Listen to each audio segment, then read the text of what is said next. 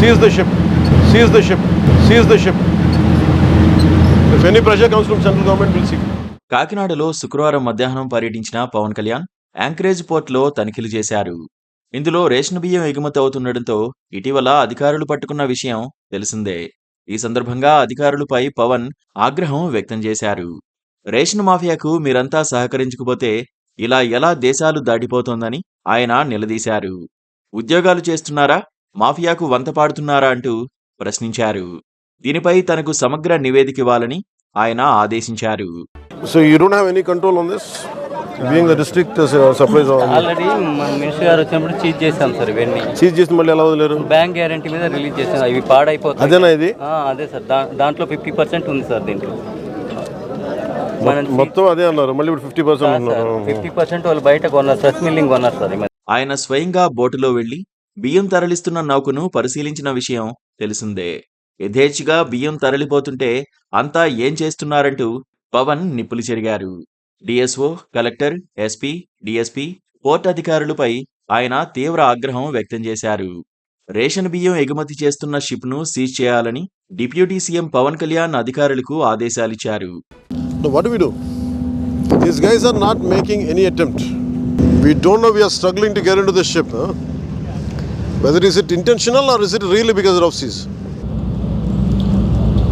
My contention is this. What if there are some explosives? You never know, no? And I'm not seeing any enough push from the port authority side. You guys are taking it very lightly. దీంతో ship సీజుపై అధికారులు మల్లగుల్లాలు పడుతున్నారు. కస్టమ్స్కు మాత్రమే ship seize చేసే అధికారం ఉంది. నౌకలో smuggling వస్తువులు ఉంటేనే కేసుకు అవకాశం ఉంటుంది. స్మగ్లింగ్ చట్టం కిందకు రేషన్ బియ్యం రాదని పోర్ట్ అధికారులు అంటున్నారు. అయితే పౌర సరఫరాల శాఖ ద్వారా అడ్మిరాలిటీ కోర్టులో కేసు వేసేందుకు అవకాశం ఉందని అంటున్నారు. రేషన్ బియ్యం ఎగుమతిపై నిషేధం ఉన్న నేపథ్యంలో ఈ అంశంపై అధికారులు కేసు వేసే యోచనలో ఉన్నారు.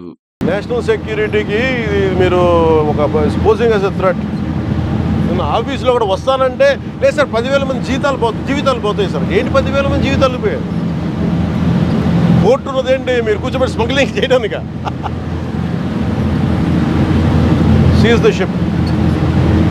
If any pressure comes from central government, we'll see. ఈ క్రమంలో అక్రమ రవాణా విషయంలో పదే పదే కొన్ని పేర్లు వినిపిస్తున్నాయని అలీషా, అగర్వాల్ అనే వ్యక్తులతో పాటు మానస అనే సంస్థ గురించి పవన్ ప్రస్తావించారు. దీంతో వీళ్ళెవరు, ఆ సంస్థ ఎవరిది అనేది ప్రస్తుతం చర్చనీయాంశంగా మారింది. వీరిలో ఇద్దరు కాకినాడ మాజీ ఎమ్మెల్యే ద్వారంపూడి చంద్రశేఖర్ రెడ్డికి సన్నిహితులని తెలుస్తోంది. మరో వ్యక్తి ఆయనకు సోదరుడని సమాచారం.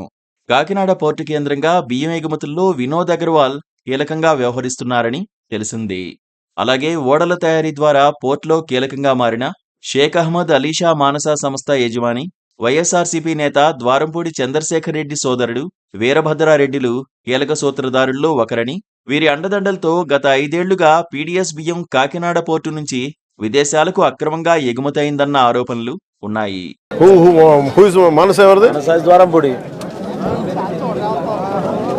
అంటే స్మగ్లింగ్, కోకైన్, అక్రమ బియ్యం రవాణా చేయడానికి పోర్టులు పెట్టేది ఏం దొరకట్లేదా?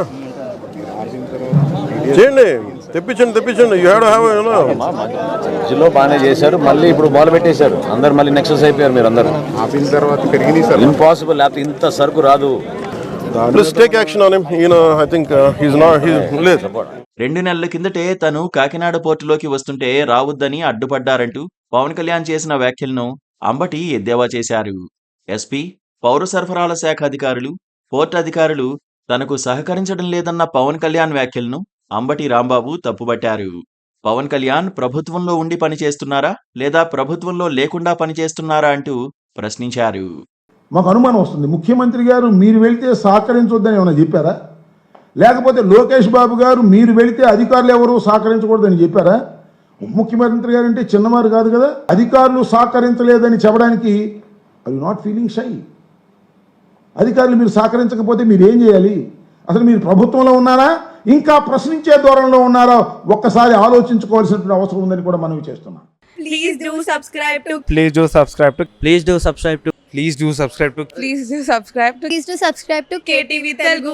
KTV Telugu. KTV Telugu. KTV Telugu. KTV Telugu KTV Telugu. Please do subscribe to KTV Telugu.